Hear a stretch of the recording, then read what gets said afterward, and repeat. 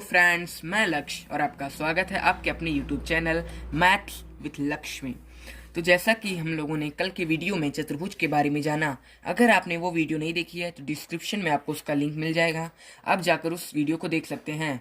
उस वीडियो को देखने के बाद आपको इस सवालों को समझने में आसानी होगी। तो उसी से संबंधित हमारा छठवां सवाल है कि एक चतुर्भुज को आसन्न भुजाएं 5 सेमी तथा 7 सेमी हैं, उस समांतर चतुर्भुज का परिमाप ज्ञात कीजिए। यहाँ पर जो ये को है, यहाँ पे को की जगह पर अगर हम पर कर देते हैं तो ये कह रहा है कि जो एक चतुर्भुज है उसकी जो आसन्न भुजाएं हैं वह 5 और 7 सेंटीमीटर की हैं। तो उस समांतर चतुर्भुज का परिमाप ज्ञात कीजिए। इसे समझने के लिए हम पहले एक चित्र ड्रॉ करेंगे।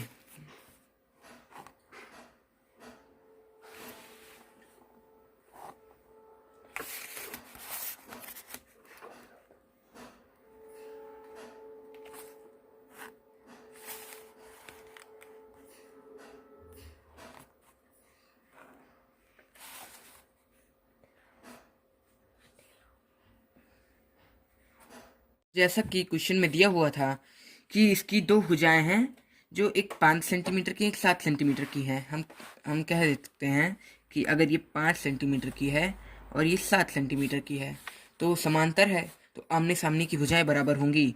हमने आपको बताया था कि समांतर जो चतुर्भुज होते हैं उसके आमने सामने की भुजाएं बराबर होती हैं। तो ये 7 तो ये भी 7 है और ये 5 तो ये भी 5। और परिमाप का सूत्र तो आपको पता होगा, परिमाप बराबर होता है, यहाँ पे चारों भुजाएं हैं, हम चारों भुजाओं को अगर जोड़ लें तो हमारा उसका परिमाप निकल जाएगा। तो हमारा पहले 5 था, फिर 7 था, फिर 5 होगा, फिर 7 होगा।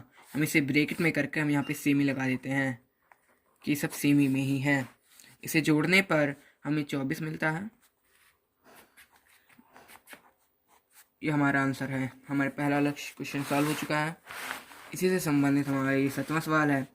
किसी समांतर चतुर्भुज के एक कोण का मान 65 अंश है, उसके अन्य कोणों को माप ज्ञात कीजिए। तो जैसे कि एक कोण दिया हुआ है, हम इसका भी एक चित्र ड्रॉ कर लेते हैं। प्रश्न के अनुसार हमने एक चित्र ड्रॉ कर लिया। हम कह सकते हैं कि अगर यहाँ पे मान लेते हैं कि यहाँ पर 65 अंश का कोण बना है, 65 अंश का यहाँ पर कोण बना हुआ है। यहाँ पर हम सबको नाम दे दें कि ये ए है, ये बी, ये सी और ये है हमारा डी। तो यहाँ पर अगर 65 अंश का कोण बना है तो क्वेश्चन में बताया हुआ है कि यह एक समांतर चतुर्भुज है। तो समांतर चतुर्भुज के बारे में हम जानते हैं कि इसके जो सम्मुख कोण होते हैं वो बराबर होते हैं। तो अगर ए 65 अंश है तो हम जानते हैं कि हमारा जो सी है ये भी हमारा 65 अंश होगा। अब हमको दो कोण मालूम हो चुके हैं। कौन कौन से हम यहाँ पे लिख लेते हैं।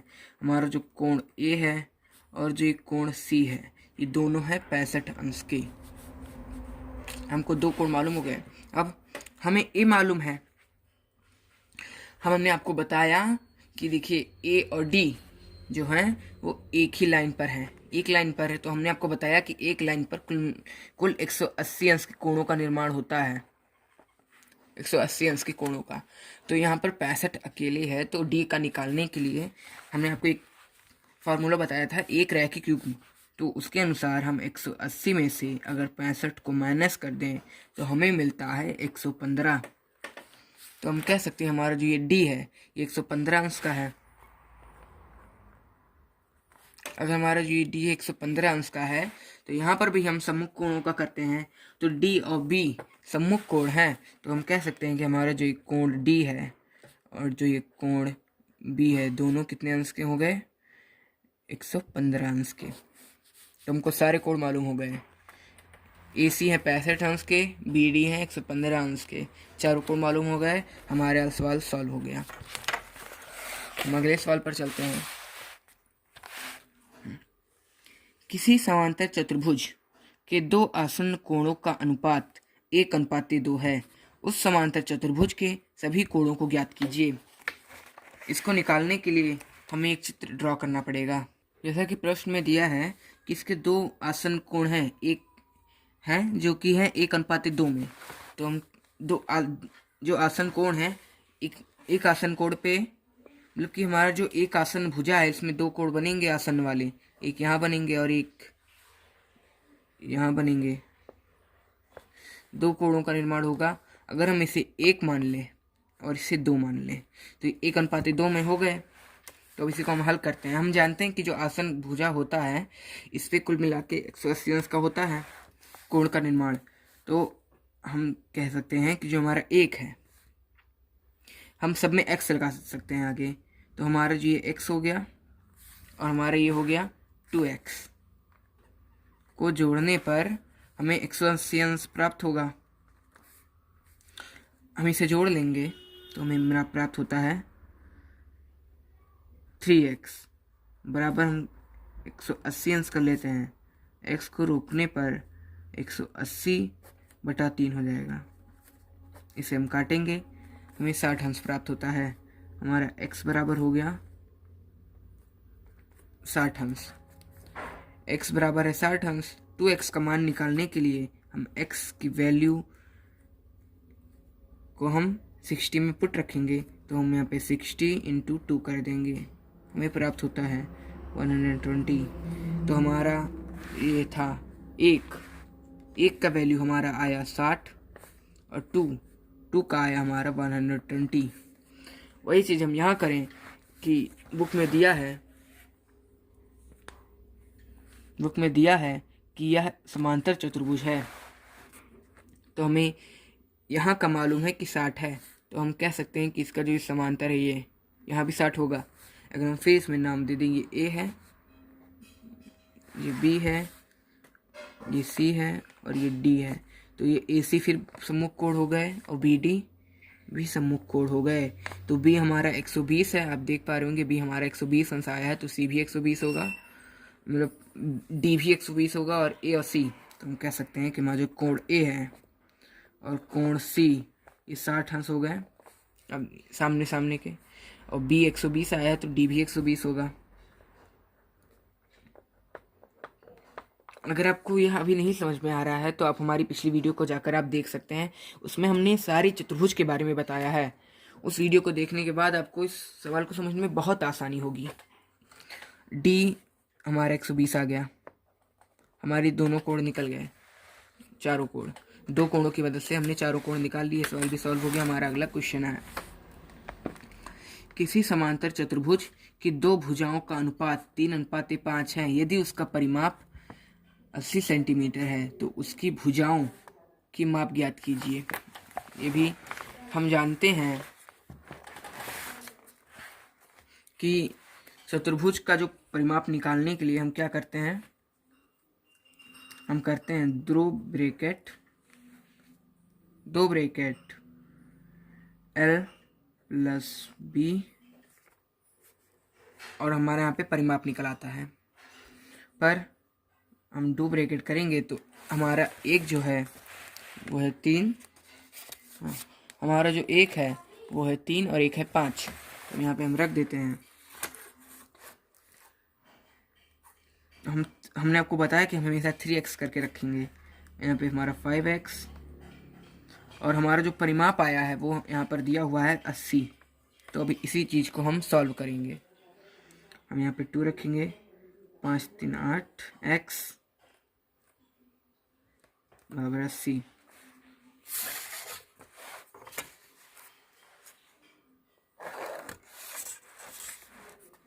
हमारा 2x 8x और 80 आया। हम इन दोनों का हम मल्टीप्लाई करा देंगे। 2 8 जा 16x बराबर जो ये 80 हमारा बचा था, x को रोकेंगे, 80/16 हो गया। 16 कम 16 और 16 पंचे 80। x की वैल्यू हमारी 5 आ गई। यहाँ पर हमारा 3x था, एक 5x था, तो x के स्थान पर हम 5 रख देंगे। तो ये 3 × 5 हो जाएगा और ये हो जाएगा 5 × 5। अब इसे हम कर लेते हैं मल्टीप्लाई। तो 5 3 जा 15 और 5 5 जा 25। फिर वही चीज़ हम करते हैं कि हमें मालूम हो गया है एक 15 है एक 25 है।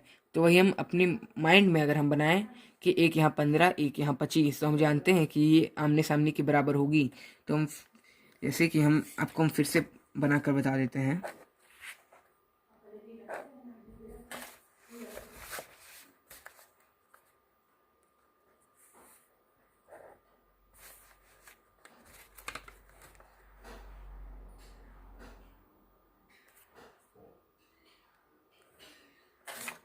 अगर यहाँ का 15 है और यहाँ का 25 है, तो हम जानते हैं कि ये भी 15 होगा और ये भी 25 होगा।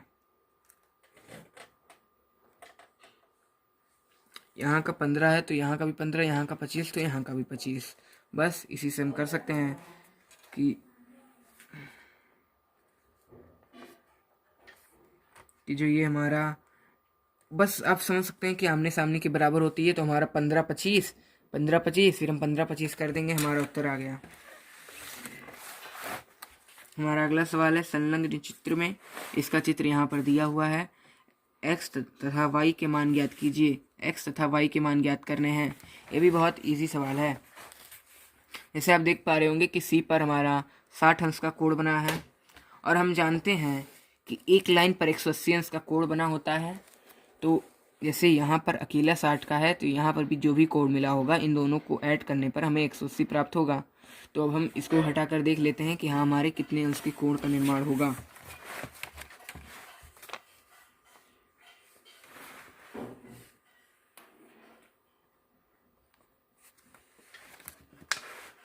हमें 60 अंश दिया हुआ है,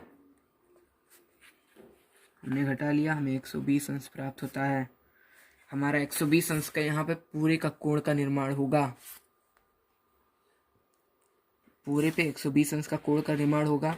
और जैसा कि आप देख पा रहे होंगे कि 50 अलग, जैसे ही हमारे ये पूरे कोण का निर्माण 120 अंश का होगा, जिसमें से ये आधा इधर 50 है, तो आधा निकालने के लिए हम क्या करेंगे, ये भी बहुत सिंपल सी टेक्निक है। हम 120 में से हम आधा निकाल देंगे 50, हमें मिलता है 70 अंश। तो हम कह सकते हैं हमारा जो y है, अकेले इधर का यहाँ 70 अंश है और इधर 50 अंश है। यहाँ हमारा y की वैल्यू 70 अंश आ गई। y बराबर हम आ गया 70 अंश।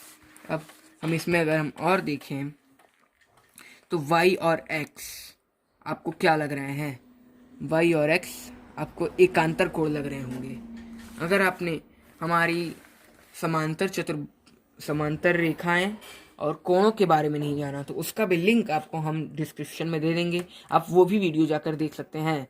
क्योंकि हमारी ये चतुर्भुज और समांतर रेखाएं सारी हमारे कोणों पर ही डिपेंड करती हैं। तो आप उस वीडियो को आप जाके जरूर देखें। ये एकांतर कोण है, तो हमने आपको बताया था कि एकांतर कोण बराबर होते हैं। तो y अगर 70 है तो हमारा x भी 70 होगा। y बराबर x बराबर 70 अंश, ये हमारा आंसर होगा। अब हमारा अगला सवाल है, एक चतुर्भुज PQRS के कोणों PQRS का अनुपात 1:3:7:9 है, तो प्रत्येक कोण की माप ज्ञात कीजिए। ये भी जैसे कि यहाँ पर आप देख पा रहे होंगे, यहाँ पर सिर्फ 2 कोण दिए हुए थे, तो हम जानते हैं कि 2 कोणों को जोड़ने पर हमें 180 अंश प्राप्त होगा और 4 कोणों को जोड़ने पर, तो ऐसा कि आपको ये पता ही होगा कि त्रिभुज के सारे कोणों को जोड़ने पर हमें 180 अंश प्राप्त होता है।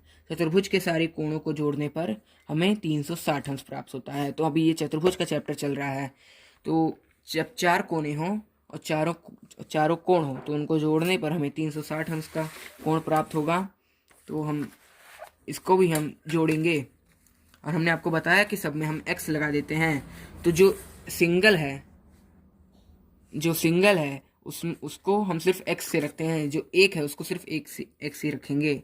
तो हमारा x हो गया और एक हो गया 3x, एक हो गया 7x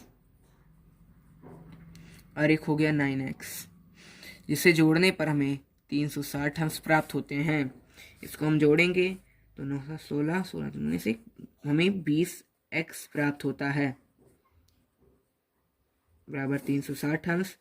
x को रोकने पर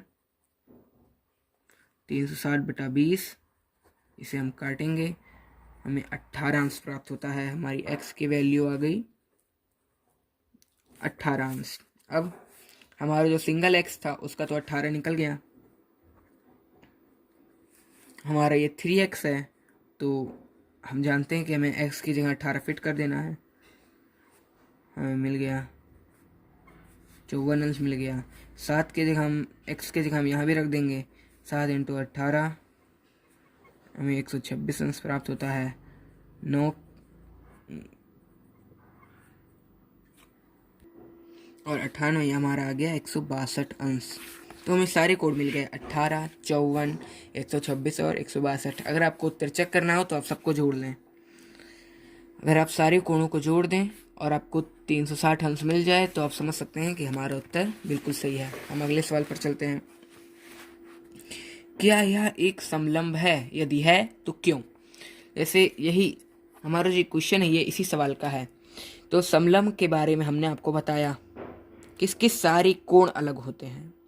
सारे कोण अलग होते हैं मतलब आप जो हमारा उत्तर आया है आप देख पा रहे होंगे इसमें जो भी कोण बने हैं 18, 54, 126, 162 ये सारे अलग हैं। तो हम कह सकते हैं कि हाँ यह समलंब है। यदि है तो क्यों? क्यों है? क्योंकि इसके सारे कोण अलग हैं। फिर पूछ रहा है क्या यह एक समांतर है? समांतर चतुर्भुज है? क्यों? हम जानते हैं कि यह समांतर नहीं है क्योंकि हमने आपको बताया था कि समांतर चतुर्भुज जो होते हैं, हमने आपको यहाँ पर जो भी सवाल लगा हमने आपको बताया कि उसके आमने सामने की भुजाएं जो कोण होते हैं वो बराबर होते हैं। भुजा नहीं सॉरी कोण बराबर होते हैं। तो आप देख पा रहे होंगे यहाँ पर एक भी जोड़ा यहाँ पर बराबर नहीं है, तो हमारे यहाँ समांतर नहीं है। और हमें इसका भी आंसर मिल गया कि क्यों? क्योंकि इसके सम्मुख कोण बराबर नहीं है। हमारे यहाँ अगला आ गया, एक चतुर्भुज के प्रत्येक विकर्ण की लंबाई 10 सेंटीमीटर है। इसके विकर्ण एक दूसरे को समकोण पर समद्विभाजित करते हैं। इस चतुर्भुज का क्या नाम होगा? नाम पूछ रहा है। तो इसको तो हम मन में ही बता सकते हैं। हम जानते हैं कि जो विकर्ण होते हैं वो दो विकर्ण होते हैं हमेशा एक चतुर्भुज में। तो हम यह आइडिया लगाएंगे कि किसमें किसमें विकर्ण बराबर होते हैं। हम जानते हैं कि समचतुर्भुज में विकर्ण बराबर नहीं होते हैं। हम यह भी जानते हैं समलंब में बराबर नहीं होते हैं। हम यह भी जानते हैं समांतर में भी बराबर नहीं होते हैं। बचे दो, वर्ग और आयत। तो वर्ग और आयत। अब हम जानते हैं इसके विकर्ण एक दूसरे को समकोण पर समद्विभाजित करते हैं। वर्ग के आयत के जो होते हैं वो समद्विभाजित नहीं करते हैं पर वर्ग के समद्विभाजित करते हैं। तो हमारा केवल अकेला वर्ग आ गया, तो इसका आंसर वर्ग होगा। हमारा अगला क्वेश्चन है, संलग्न चित्र में PQRS एक आयत है। हमारे यहाँ चित्र है, एक आयत है। इसके विकर्ण परस्पर बिंदु यम पर काटते हैं। जो हमारा यम है इन सब का केंद्र है, यहीं पर सारी रेखाएं घूमकर गुजरती हैं, काटते हैं। यदि SMR जो SMR 100 अंश का हो तो ज्ञात कीजिए कि PQM हमारा ये PQM कितने अंश का होगा। PSQ कितने अंश का होगा। MRQ कितने अंश का होगा। तो आपको यह पता होगा कि जो बीच में आता है हमें उसी का मान निकालना रहता है। जैसे यहाँ पे PQM है तो हमारा यह PQM, तो हमें यहाँ का ये Q का हमें मान निकालना है। जैसा कि आप क्वेश्चन में देख पा रहे होंगे SMR, तो M बीच में आया है तो SMR, तो देखिए M पर ही यहाँ पे कोड बताया हुआ है। तो PQM का निकालने के लिए हम अगर इसे देखें ध्यान से तो हम यह जानते हैं कि आयत में तो समद्विभाजित नहीं करते हैं। आप इस चित्र को देख के आप पता कर सकते हैं कि क्या है। यह आयत लग रहा है, आयत में समद्विभाजित नहीं करते हैं। आप देख पा रहे होंगे जब ये दो विकर्ण रेखा यहाँ से गुजरी है तो यहाँ पर 6 त्रिभुज का निर्माण हुआ है। जैसे आप देख पा रहे होंगे एक ये हो गया, एक हमारा ये, एक हमारा ये और एक हमारा ये, और अगर हम इन दोनों को साथ में ले लें तो एक ये और एक ये। तो हम जानते हैं कि हर चतुर्भुज के अंतः कोणों का मान 180 अंश होता है। तो 100 अंश अकेला इधर है तो यहाँ और यहाँ पर कितने अंश का कोण का निर्माण होगा। तो हम जानते हैं कि जब आयत को जब कोई दो विकर्ण काटते हैं तो उसके जो आसन्न कोण होते हैं वो बराबर होते हैं। तो आसन्न कोण मतलब ये दोनों कोण बराबर होंगे। तो हम जानते हैं कि पूरा 180 अंश होता है, जिसमें से 100 इधर है, बचा 80, और 80 को हमें दो लोगों में बांटना है बराबर बराबर। तो इसे हम 2 से अगर भाग करें तो हमें 40 अंश प्राप्त होता है। तो हम कह सकते हैं 40 इधर है और 40 इधर है, क्योंकि हमने आपको फिर बता देते हैं कि जो आसन्न कोण होते हैं आयत के वो बराबर होते हैं। आसन्न कोण जो होते हैं वो बराबर होते हैं। तो 100 अकेला इधर है तो 80 बचा, और 80 को हमें दो लोगों में बराबर बांटना है, तो 40 दोनों का होगा। हमें पता चल गया कि हमारा जो ये आर है ये 40 का है और ये एस है ये 40 का है। तो यहाँ पे क्वेश्चन में पूछ रहा था कि पी क्यू एम कितने का है। हमें सबका मान मालूम हो गया। हम आपको इसका चित्र बना के दिखाते हैं। जैसा कि हमने यहाँ पे चित्र बनाया है कि पी क्यू आर एस, तो हमें यहाँ पता है कि यहाँ का 100 है, 100 यहाँ पर जैसा दिया है। और हमने यह भी मालूम कर लिया कि यहाँ और यहाँ की कोण 40 अंश के हैं। और फिर इसमें पूछ रहा है पी क्यू एम, आप देख पा रहे हैं यहाँ पे पी क्यू एम पूछ रहा है। तो क्यू मतलब अर्थात यहाँ हमें यहाँ का कोण का मान पूछ रहा है। तो अब हम इसे और अच्छे से देखें तो ये 40 यहाँ का एकांतर हमें दिख रहा है।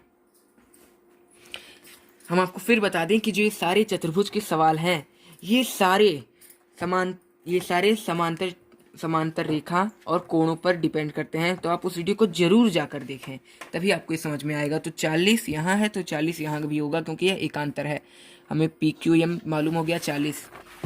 तो हमारा जो यहाँ पहला था पी क्यू एम, इसका हमने आंसर मालूम कर लिया। फिर है पी एस क्यू, यहाँ इस बार हमें यहाँ का मान पूछ रहा है। तो अब हम फिर जाने कि हमें यहाँ का 40 मिल गया, फिर हम यहाँ के 40 से हम यहाँ का 40 निकाल लेते हैं, हमें मालूम हो गया। अब हम अगर यह करें कि 40 80, तो फिर यहाँ पे हमें 100 अंश बचा, तो हम कह सकते हैं कि यहाँ भी 100 होगा, यहाँ भी 100 हो गया। इसमें हमें पूछ रहा था पी एस क्यू, हमें एस का मान पूछ रहा है। तो एस का मान निकालने के लिए हम क्या करेंगे, हम जानते हैं कि जो ये आयत होते हैं जब ये जहाँ पर काटते हैं वहाँ 90 अंश के कोणों का निर्माण होता है, जिसमें से जैसे आप देख पा रहे होंगे हमने आपको बताया था कि अगर हम इसे बेस मान लें तो यहाँ पे 90 अंश के कोण जाएंगे, 90 अंश के कोण जाएंगे, जिसमें से 40 अकेला इधर है। तो इधर का निकालने के लिए हम क्या करेंगे, हम 90 में से हम 40 को घटा देंगे और हमें मिल गया 50 अंश। तो हम कह सकते हैं कि यहाँ 50 है। तो जैसे हमने आपको बताया कि इसके आसन्न कोण जो होते हैं वो बराबर होते हैं, तो 40 हो गया। वैसे ही इसके बाहर और दूसरी साइड के बाहर भी बराबर होते हैं। अगर यहाँ 50 अंश है तो यहाँ भी 50 अंश होगा। और बराबर ना देखें तो हमें ये भी पता है कि यहाँ 40 है, तो यहाँ का 90 होने के लिए हम 90 में से घटाएंगे, यहाँ पे 50 मिल गया। हमें पी एस क्यू का मान कितना मिल गया, 50 अंश। तो हमारा जो यह पी एस क्यू है ये भी हो गया। फिर आता है M R Q. M R Q मतलब हमारी ये मिडल पॉइंट जो था एम आर क्यू, इस बार हमें आर का मान पूछ रहा था, जो कि हमने बहुत पहले ही निकाल लिया कि यहाँ 50 अंश होगा।